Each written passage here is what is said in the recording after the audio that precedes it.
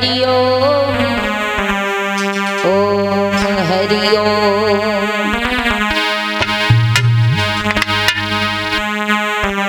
ओम भूर्भुवः स्वाहा तत्सवितुर्वरेण्यं भर्गो देवस्य धीमहि धियो यो नः प्रचोदयात्। कि सच्चिदानंद रूपाय विष्णुपत्याद हेतवे तापत्र्य विनाशाय श्री कृष्णाय वयं नमः।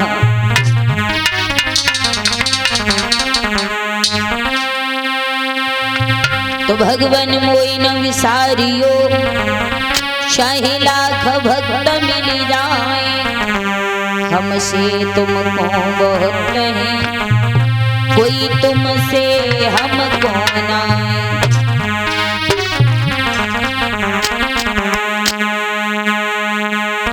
तो अंत समय पे जब प्रभु मुँह पे काल चलावे चोट, कल्पना को लीजियो प्रभु पीतांबर की ओट।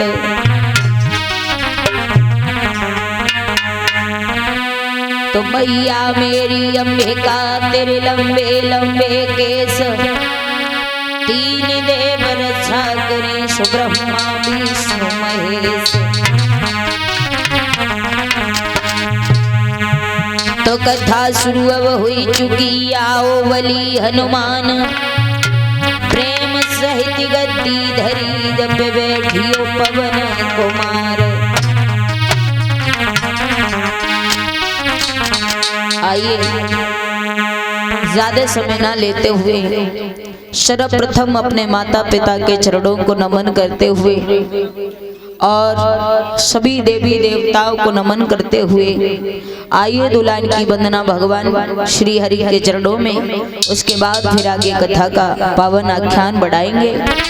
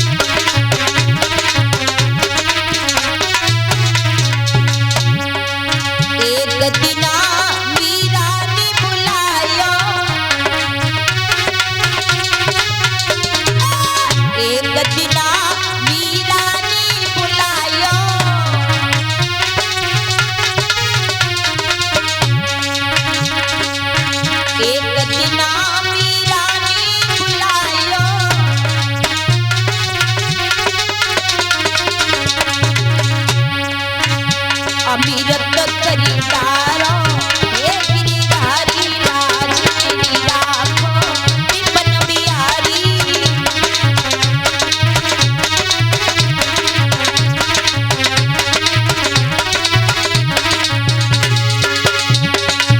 हे गिरधारी विपन बिहारी, हे गिरधारी मेरे विपन बिहारी, शरण लई प्यारी हे गिरधारी लाज मेरी रख लो विपन बिहारी।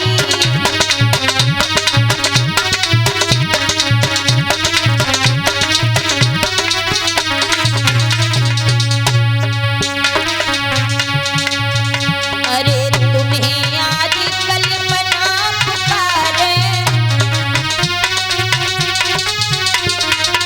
हे सावरिया बाट निहारे, ज्ञान बिन खाली हे बनवारी, ज्ञान बिन खाली हे गिरधारी।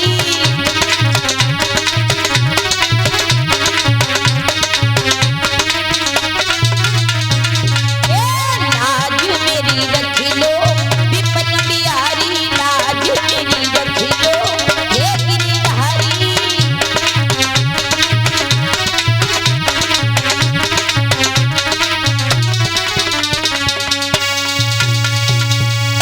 बोलिए श्रीमद् भागवत महापुराण की, बोलिए परीक्षित महाराज की, यज्ञपति महाराज की, नवल्ले मैया की, कलश वाली बहनाओं की, ठाकुर जी महाराज की, हारे के सहारे की, श्याम बाबा की, अपने अपने माता पिताओं की, अपने अपने गुरुदेव भगवान की, बोलिए 33 कोटि देवी देवताओं की जय हो। आई जहां तक मेरी आवाज पहुंच रही हो, पंडाल में हमारे जितने भी श्रोतागण भाई बहन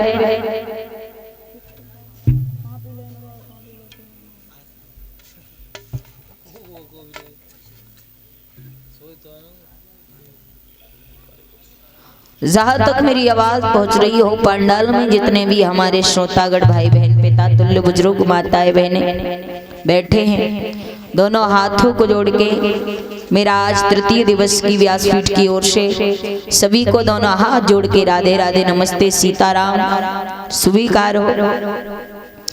आज पावन गांव कल्लूपुरवा में भगवान की कथा को चलते तीसरा दिवस, उसकी रात्रि वेला है, तो सभी से निवेदन करूंगी हाथ जोड़ के कि कथा आप सभी की है, किसी एक की कथा नहीं है ना। और एक अगर व्यक्ति करवाता हो फिर भी लोग उसमें सुनने जाते हैं, जैसा भी जिस बनता है वैसा सहयोग करते हैं। तो तन मन धन का सभी लोग सहयोग करो, है ना। आकर के तन मन धन से बैठ के भगवान की कथा सुनो, यही तो जीवन है। दान धर्म करना, भगवान ने इतने सुंदर सुंदर हाथ दिए दान करने के लिए, इतने सुंदर सुंदर पैर दिए हैं चल करके कथा भागवत सत्संग सुनने के लिए, इतनी सुंदर सुंदर आंखें दी भगवान के मंदिर में जाके प्रभु के दर्शन करने के लिए, है ना। लोग गलत यूज कर रहे, दान नहीं करना जाना, कभी धर्म करना नहीं जाना, कुछ करना नहीं जाना, भैंस पोए की तरह खाते रहे, जिंदगी गुजारते रहे, कुछ साथ में गया कुछ नहीं आदमी के साथ में जाता है। तो सभी से निवेदन है, इतनी संख्या है, इतनी संख्या अगर इतनी और आ जाए तो कितना अच्छा लगेगा, बहुत बढ़िया लगेगा। तो आप सभी से निवेदन है, आज तीसरा दिवस भी गुजर जाएगा पूरा, बाकी 4 दिन और बचेंगे। थोड़ा थोड़ा समय निकालें, अपना कीमती समय निकाल के भगवान की कथा को सुन के अपने जीवन को धन्य बनाएं। अभी आप हमारे बड़े भैया के मुखारबिंद से सुंदर सी कथा को श्रवण पान कर रहे थे, और दिन में कथा श्रवण की थी कि 5 साल के बालक ने किस तरीका से भगवान की और ये 10 रुपए रामशरण भैया कल्लूपुरवा से कथा में दान कर रहे हैं। इनके लिए बहुत बहुत धन्यवाद। धर्म के क्षेत्र में आगे बढ़े, समाज में सम्मान मिले, प्रभु से आशा अभिलाषा है। तो बड़ा कीमती समय हमारे आपके पास में, इस समय को हम लोग खाली नहीं जाने देंगे। भारी से भारी भीड़ में सभी लोग आके भगवान की कथा को श्रवण करेंगे। दिन में कथा सुनी थी किस तरीका से 5.5 वर्ष की उम्र में प्रहलाद ध्रुव जो थे भगवान के भक्त बने। अभी भी कथा सुन रहे थे, जो बाकी कथा रह गई थी ध्रुव चरित्र की, अभी भैया के मुखारविंद से श्रवण की। मेरी मैया ध्रुव 5.5 वर्ष की उम्र में भगवान की प्राप्ति करके आए। जब 5 वर्ष के ध्रुव थे तब तपस्या करने वन में गए थे, हैं? और 6 महीने का तप किया, उम्र हो गई 5.5 साल की, हैं? कितना बड़ा भक्त ध्रुव निकला भगवान की प्राप्ति की इतनी छोटी उम्र में। हम और आप सारा जीवन ऐसे ही गुजार देते हैं, सोचते हैं अभी थोड़े बड़े हो जाएं, बुढ़ापे में भगवान का भजन करेंगे। पर भैया बुढ़ापे में तो भगवान का भजन होता ही नहीं। प्रभु का नाम लेने को कोई उम्र नहीं बताई है कि इस उम्र में भजन करो। प्रभु का नाम, भगवान का भजन जब चाहो तब कर लो, है ना। तो 5.5 वर्ष की उम्र में ध्रुव भगवान के दीवाने बने। भगवान की प्राप्ति ध्रुव ने की। ये सब ध्रुव की माँ की देन थी। माँ जैसा अपने बच्चे को बनाए बच्चा वैसा ही बनता है। अगर अच्छे संस्कार माँ देगी तो अच्छा संस्कारी बच्चा बनेगा। और माँ अपने बच्चे को समय नहीं देती, अपनी दुनिया में मस्त रहती है, बच्चों से कोई लेना देना नहीं। पैदा किया बस छोड़ दिया, है ना। अरे भाई तुम बच्चा को अगर टेढ़ा बनाओगी तो टेढ़ा ही बनेगा। जैसे वृक्ष होता है ना, वृक्ष जब हम पौधा लगाते हैं तो पौधा जब लगाते हैं तो छोटे से टेढ़ा होता है, टेढ़ा। तो उस पौधे को सीधा करने के लिए हम कोई डंडा वगैरह की टेक लगा के उसे रस्सी से बांध के और सीधा कर देते हैं। क्यों? क्योंकि ये पौधा बिल्कुल सीधा जाए, टेढ़ा ना हो, इसलिए, है ना। अब आप पौधा लगा दो और छोटे से ही वो टेढ़ा जाए, और जब बड़ा हो जाए तब आप सोचो कि इस पौधे को हम सीधा कर दें, तो क्या वो बड़ा पौधा आप सीधा कर सकोगे? सीधा होगा? नहीं होगा। उसी प्रकार से हमारी संतान है, हम अपनी संतान को छोटे से जैसा बनाएंगे वैसा बनेगा, जैसे संस्कार देंगे वैसा बच्चा हमारा बनेगा।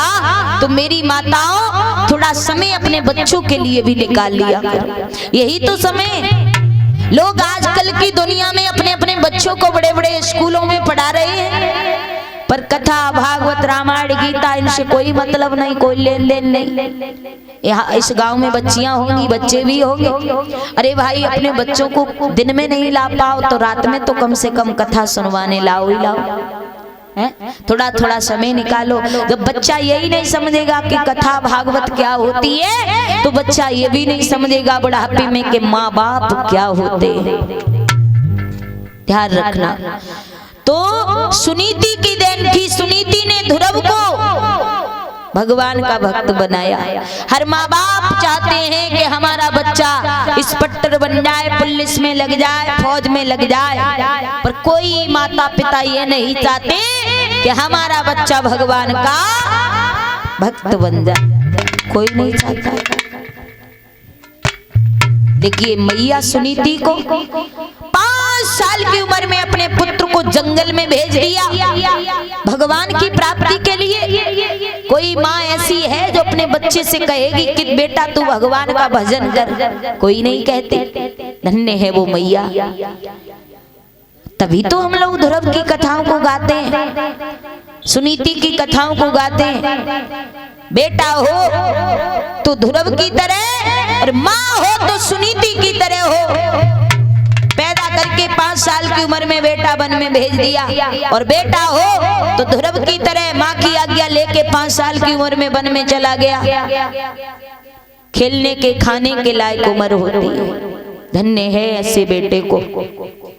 तो मेरी मैया आइए एक दो लाइन का भजन बोल लेंगे, उसके बाद में फिर आगे कथा बड़ी सुंदर है।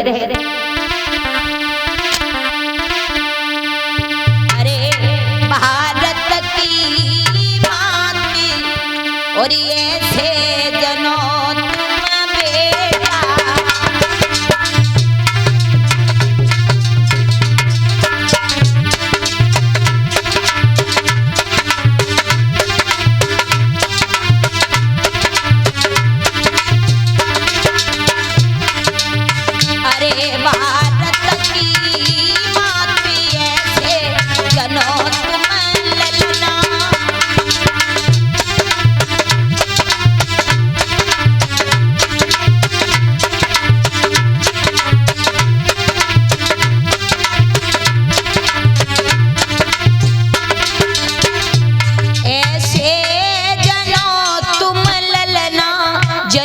तुम बेटा,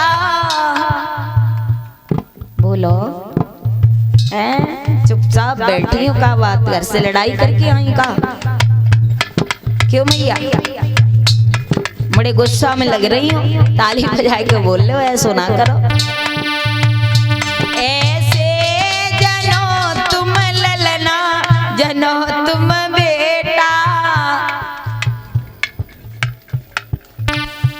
समझ में ना आ रहा होगा? समझ में आ रहा हो गीत कहना है तो फिर बोला बोला, थोड़ी थोड़ी आवाज निकालो। ऐसे जनो तुम ललना, जनो